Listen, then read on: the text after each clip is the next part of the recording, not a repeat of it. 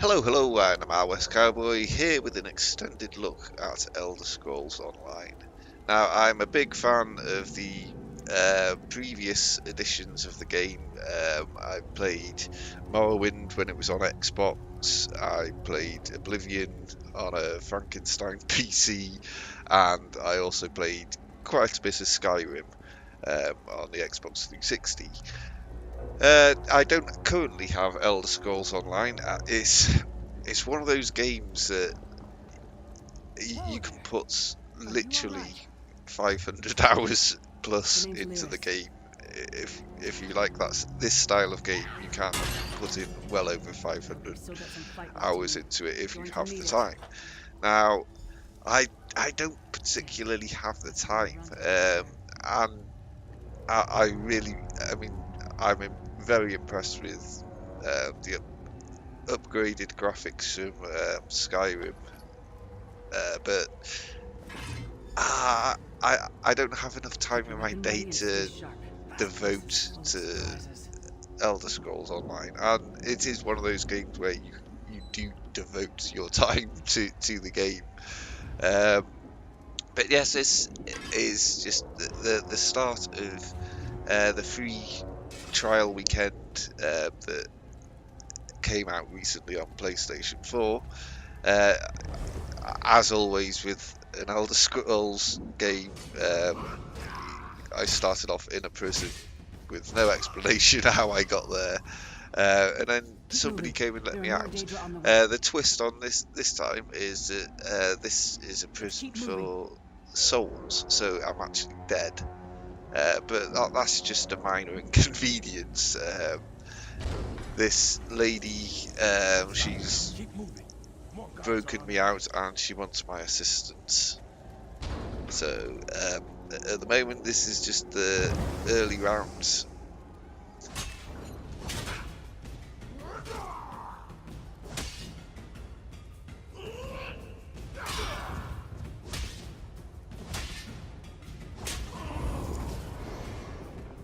When you first start off, the fighting mechanics are pretty basic. It's left trigger to block, right trigger to swing.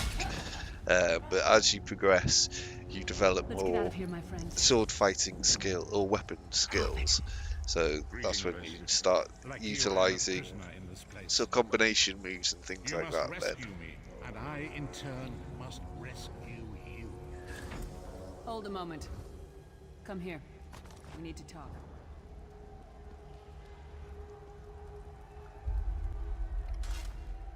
The Prophet. He's a prisoner here too. It was very dangerous for him to speak to you even for a moment. You must think you can help me. Break him out, of course. Believe me, I can use all the help I can get. That blind old man is the only person alive who can help us get back home. These tunnels will eventually take us to the Towers of Eyes. That's where we'll find the Sentinels. Magical constructs created by M.M.O.R.P.G to guide his vision in Cold Harbor. The Sentinels are connected. If we destroy one, the others will be blinded. With any luck, that will buy us the time we need to free the Prophet. I've no idea. Brute force? We'll find a way. We have to. Be ready for anything. I doubt M.M.O.R.P.G left the Sentinels unguarded. I'm sure you do. And I'll answer them as best I can. He's a strange one, no doubt about it.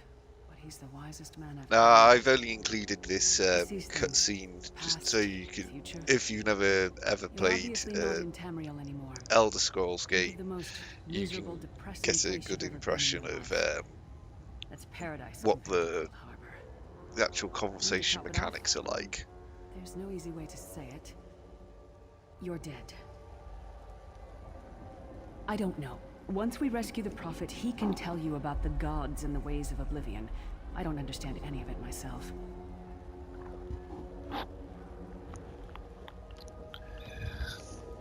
It won't be easy. The place is watched by magical constructs called Sentinels. We won't stand a chance unless we can blind them. I'll tell you more. Now that's over with, I'll just speed up this footage of me charging my way through the lower parts of the dungeon until we get to this prophet I have to rescue.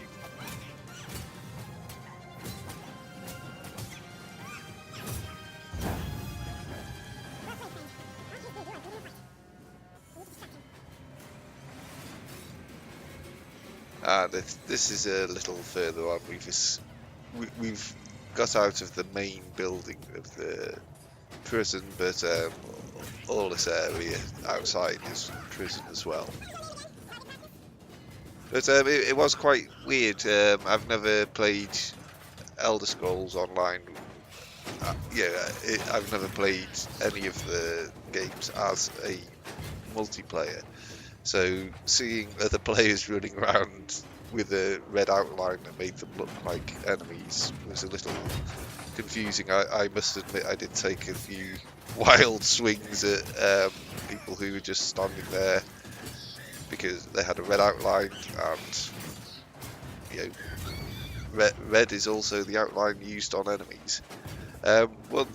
One thing I did notice, there didn't seem to be much in the way of loot, which was a bit of a surprise because all the previous games from Bethesda I've played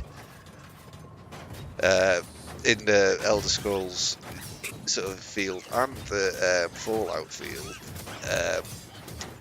they've had loads to collect and pick up and sell. This one was slightly different though. It seems very limited in the amount of loot available, and I found that a little disappointing. I mean, I know it's when you play any of the previous editions of Elder Scrolls, whether it's Skyrim, Oblivion, Morrowind, or whatever, the amount of loot can be a bit of an issue at times because there's so much of it, and it just fills up your inventory and slows you down, and it weighs a ton if it's good loot, like obsidian armor. But I didn't see just really basic things to pick up like there were in those games I've just mentioned. You could pick up cutlery off the table and wooden plates and things like that. You could take those and sell them. Now, I didn't see any of that. I mean, there was a few bottles around, but that was about it. This is actually one of the Sentinels. If I don't blind this one temporarily, I'm not going to get the profits out from his prison, so that was the mission, and I was expecting it to be quite a bit harder than just taking one swing at the weird floating eyeball thing. This is on our way to find a way to release the prophet. So, some of these enemies are a little bit tougher than they were when I first left the prison main building.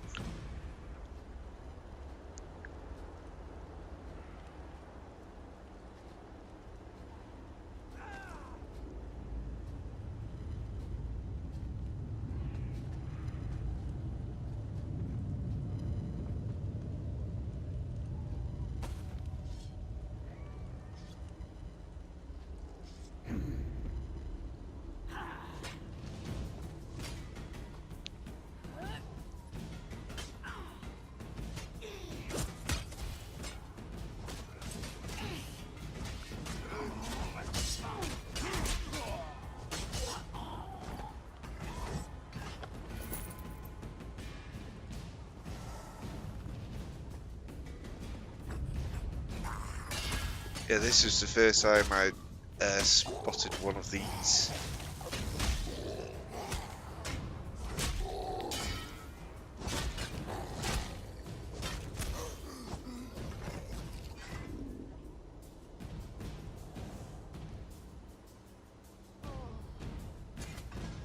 The Prophet's enclosure isn't far.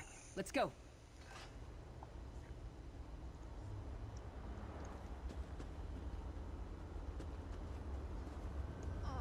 Yes, my companion at the moment. She's not as interesting as my companion on Skyrim, Yol. She was a bit of a head case, but she was quite fun with it, and some of her stories were very odd. Two dead kings got up to fight. This is Back to a back, man they we had faced to each speak other, to. He's drew the their expert on bows, this and dungeon, stabbed them and he's been here longer than anyone, so we had to come and speak to Hello, what's him this? to find Out for a way stroll, out. then? Lovely day for it. Sir Cadwell, yes, indeed, a pleasure. And fair Lyris, good to see you, my dear. How are you then? Oh dear, well that is inconvenient, isn't it? Tell you what, I happen to know another way in. Much more of a scenic route. Yeah, like previous games, not all the characters in the game that you can talk to boring. Some of them are quite quirky, like this character. In Skyrim, there was an insane old god, ancient god, that was quite a character, and Yol as well. Undercroft at the water's end. Once you're inside, stick to the light, and you'll find a ladder that will take you right up to the prophet straight away. Do give him my best. Best of luck. Do check in now and again, won't you? I'm not entirely positive, but I do think that this character's voice is done by John Cleese, the former Monty Python actor, writer. Unceremoniously separated from my body. Bad luck that, but you make the best of things. It does sound very quite like a long time. In fact, I wouldn't be a bit surprised if I was the oldest of the soul shriven, of those who didn't go feral, that is. I know every tunnel and path, every nook and cranny. The others look Yeah, according to one of the conversations I had with my companion during this stage of the game, most souls that get imprisoned here after a certain length of time they go mad, whereas Caldwell, this character, he was quite insane before he actually died and got put into this prison, so it's kind of made him immune to becoming feral like the others. I rather think that if one existed, I'd have found it by now. I hadn't actually given it much thought. Anything's possible, I suppose. Truth is, I've been here so long, this place feels like home. But a good uprising now and again is a pleasant diversion, so where's the harm, eh?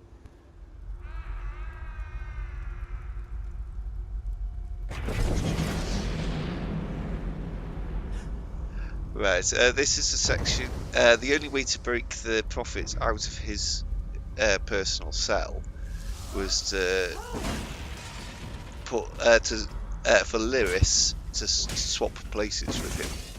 Now, later on, there is missions to come back and rescue Lyris,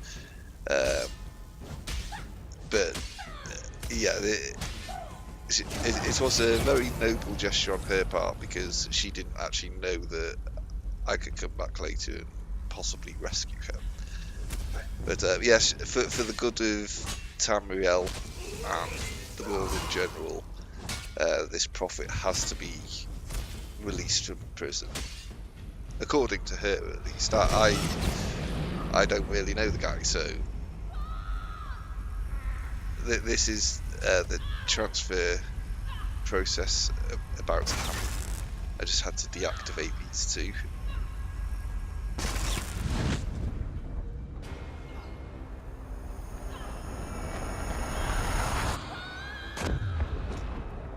And there we have one prophet. Freedom! Who does sound remarkably like Michael Gambon, the actor.